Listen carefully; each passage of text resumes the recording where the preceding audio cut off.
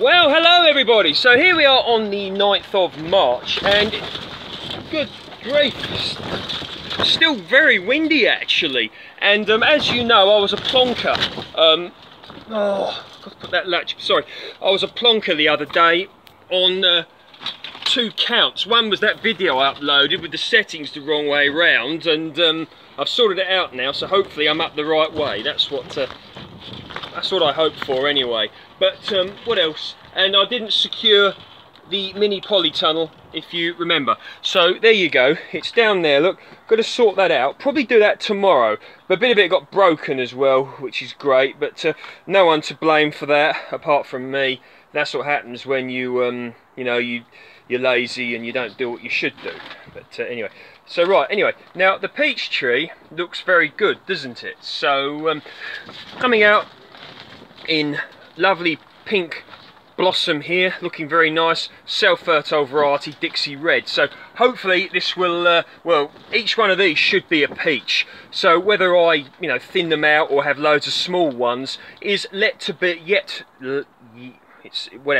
it's yet to be decided what I'm going to do, but I may have a combination of both.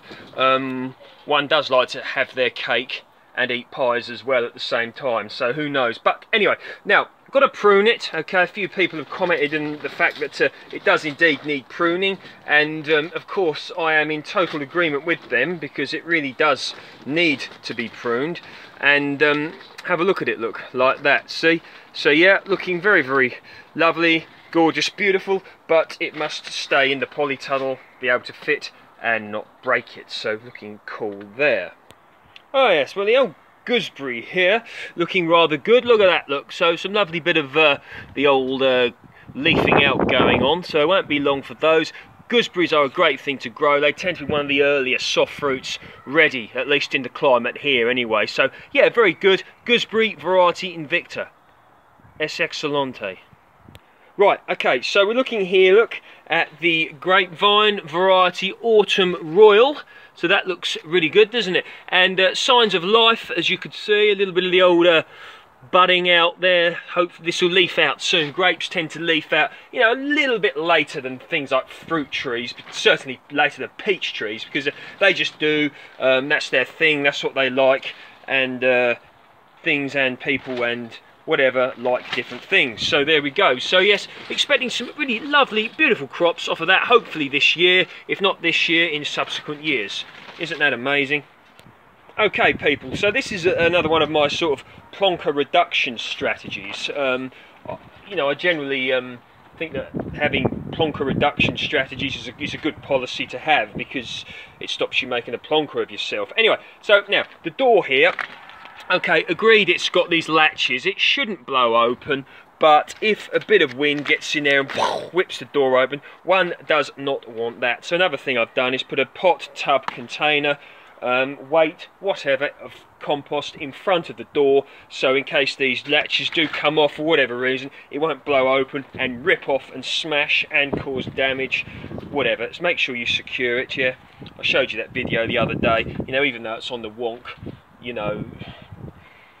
I don't know, get drunk before you watch it or something, might be better. No, don't do that. I don't encourage irresponsible behaviour. Excessive drinking's not good for you. Okay, right, now, here we go. So what have we got here? And this is part of that mini polytunnel that broke, yes? Broke in the wind. You're getting the idea. You hear about don't let your dogs defecate in a public place. Be a responsible dog owner. Well, be a responsible gardener as well then. Don't let things break, tie them down if they need to be. Okay, so here we go. Now, kale. Come up there nicely. I've got to get some water on these. Cayenne peppers here, look, one's come up. Again, got to get some water. Rocket, seriously need to water those. Moneymaker. What else we got? Market more cucumbers here and here. Melons. We've got Blacktail Mountain. 5 desserts, melons, Eden's Gem, Gris de Ron or something like that. Oh, none of them will come up, that's a shame, never mind. Collective Farm Women. Cool, that sounds good, doesn't it? Got to get some water on that. Sweet Granite Melon. Coffee, wow, coffee plant looking cool. Leeks. And what have we got here? Now here we've got broad beans. So yeah, they're ready to go out soon. But the next mission, been so busy, you know, with work and other things, and you know, things go by the wayside, don't they? And watering these plants has. So you know, I'm not afraid to show you guys things I do wrong, because I think we can all learn from them. And like anything, there's no such thing as perfection. So yeah, showing you the journey of a backyard gardener, so to speak. Right, I've got some more seeds to show you. I'll show you those another time. But yeah, so the pear tree's coming out, so that's good. Won't be long now before that you know, the buds burst. The plum tree. By the way, that pear's a Concord, yeah, for those of you who don't know. The plum tree variety Jubilee. Buds are starting to swell. Fantastico. Mamma mia. The old Worcester pearman here. Look at that tipping, I call that. Shouldn't be too long now. Okay, so the early seeds, the plants, the broad beans or whatever, they're going to be going in this vegetable patch here. You can see I've still got spinach, a bit of the old chardy-wardy here. Look at that, look, making cake 30 mils. Bit of the old chardy-wardy there. You know, this will all go to seed soon once the weather warms up. But they're still eating from it, last year's crop, so that's not so bad. So yeah, you know, nice patch all ready to, you know, sort of plant up. I've got to change.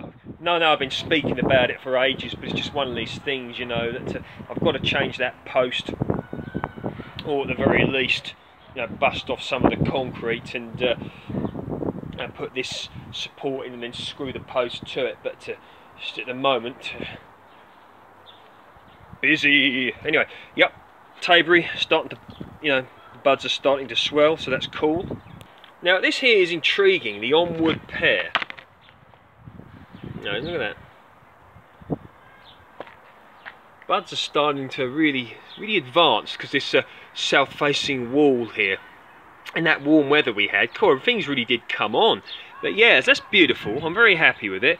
Looks nice. And you've seen this tree before in a previous location if you've been following my channel, but for whatever reason, the person has decided they don't want it there anymore. So I've got to find a place to put it. Can't stay here. It's just here temporarily. So yes, we should have a plethora of blossoms soon. Now here's one for you. You may remember that video I put up a few years ago. No, it wasn't. Last year. How to grow hydrangeas in pots. I like to have these. Well, it's not real. Hello. Hello. Yep. Yeah, it's not real. Anyway, back to the system. Now here. This is how to grow hydrangeas in pots, and you can see, look, we've got new growth here. So I've got that video. Check it out, because it's been quite popular. So obviously growing hydrangeas in pots is a thing that floats a lot of people's boats, and that's what we like to do.